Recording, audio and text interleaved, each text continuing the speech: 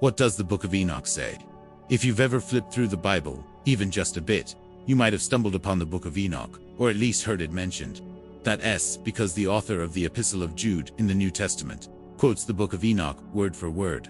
Plus, other thinkers and Christian theologians from ancient times, like Origen of Alexandria and St. Augustine, have commented on, studied, or referenced it. But what exactly is this mysterious book? What makes it so impactful that it influenced centuries past, while remaining almost unknown to most people today? The idea here is to give you a general overview of the Book of Enoch, exploring its sub-books, placing it in its historical context, and highlighting why it stirred the imaginations of both Jews and Christians. So, get comfy, grab a coffee or a refreshing drink, because this topic deserves some calm, attention, and a healthy dose of curiosity. 3 different books. First off, it's as important to clear up a common confusion. There are 3 different works, known as the Book of Enoch. The oldest and most famous is the first Enoch, also called the Ethiopian Enoch. Next, we have the second Enoch, known as the Slavonic Enoch. Finally, there's the third Enoch, also referred to as the Hebrew Enoch, even though they're numbered as first, second, and third. These texts don't form a continuous trilogy. It's not like they're the Godfather 1, 2, and 3. Each book emerged in different contexts, separated by centuries, and has its own style and objectives. Our focus will be on the first Enoch, which has survived most completely and is undoubtedly the most influential. This work isn't a single book, but a collection of writings compiled into 5 major sections. 1. The Book of the Watchers. 2. The Book of Parables. 3. The Book of Luminaries. 4. The Book of Dreams. 5. The Epistle of Enoch. There are also 2 smaller appendices at the end: authorship and historical background. According to tradition, the author would be Enoch himself, the patriarch mentioned in Genesis as the father of Methuselah and the great-grandfather of Noah. The book of Genesis describes him enigmatically. Enoch walked with God, and he was not found, for God took him. This brief, almost poetic mention opened the door to countless interpretations. The Book of Enoch fills in that gap. Since he was taken, it's as if he received secret visions from heaven about humanity's fate, revelations that were later recorded. However, scholars do not accept this literal authorship. The text clearly carries traits of its time, expressing political, social, and religious concerns typical of the Hellenistic period and the Maccabean revolt in the 2nd century BC.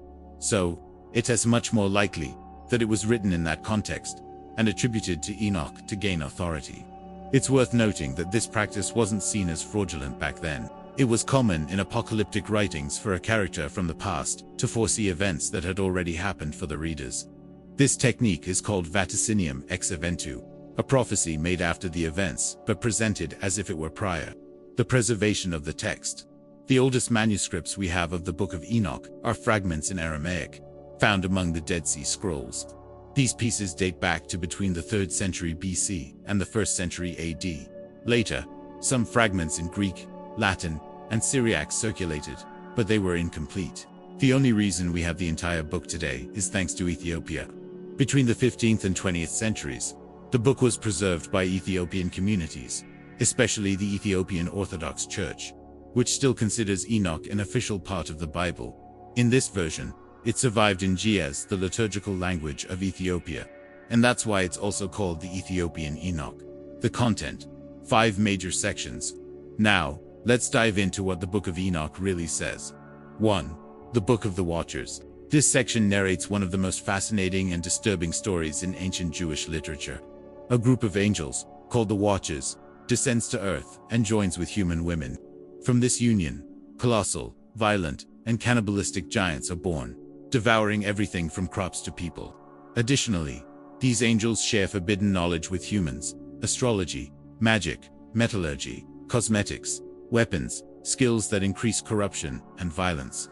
In response, God decides to intervene, sending archangels like Uriel, Raphael, Michael, and Gabriel to imprison the rebellious angels and destroy the giants. The episode concludes with the flood, which purifies the earth. While Enoch is taken to heaven to receive visions about humanity's ultimate fate, this section is crucial because it introduces the idea of fallen angels as responsible for the origin of evil in the world, a concept that strongly influenced later Judaism and Christianity. 2. The Book of Parables. This part is the most mysterious. Here, the figure of the Son of Man emerges, described as God's chosen one, the judge of nations, who will bring justice at the end of times. The similarities to the image of Jesus in the New Testament are so striking that many scholars debate whether this section was written before or after Christianity. Some even think it could be a Christian addition to the Book of Enoch, though there's no consensus. Interestingly, at the end, this Son of Man is identified with Enoch himself, exalted almost as a celestial being. Later, in Jewish mysticism, this would give rise to the figure of Metatron, a supreme angel. 3. The Book of Luminaries. This text is quite different from the others. It describes the order of the cosmos, the paths of the sun, moon, and stars. The author advocates for a solar calendar of 365 days, contrasting with the lunar solar calendar traditionally used in Judaism. This detail isn't just technical. The calendar determined dates for religious festivals, fasts, and celebrations. A correct calendar also meant the correct way to worship God. 4. The Book of Dreams. In this section, Enoch recounts two great prophetic dreams. The first announces the flood. The second summarizes humanity's history, from Adam to the contemporary events of the author, using animals as symbols. The white bull, for example, represents Noah. The black and red bulls, his brothers Japheth and Ham. Fallen stars represent the rebellious angels. Later on, references to the Greeks, the Seleucid domination, and even the Maccabean revolt appear. It becomes clear that the author lived during this period, as his prophecies coincide with the known history up to Judas Maccabeus. After that, the symbols become purely visionary, projecting the hope for an imminent end and a just kingdom. 5. The Epistle of Enoch. The final section has an almost spiritual testament tone. It's an exhortation to justice directed at Enoch's children and future generations. Here, the message is simple and direct. Avoid idolatry. Don't accumulate wealth unjustly. Don't exploit the poor. Live righteously, because the final judgment is imminent. It's a call to hope for the oppressed and a warning for the powerful. God will bring justice. Why wasn't it included in the Bible? Despite its popularity, the Book of Enoch ended up being rejected by most Jewish and Christian traditions. The main reasons include doubts about authorship. Many questioned whether it really came from Enoch, lack of strong Jewish tradition. It wasn't widely used among Jews. Fantastic content. Stories of angels and giants seemed excessive to some, like St. Augustine. Still, in Ethiopia, the book remained part of the biblical canon until today. Conclusion.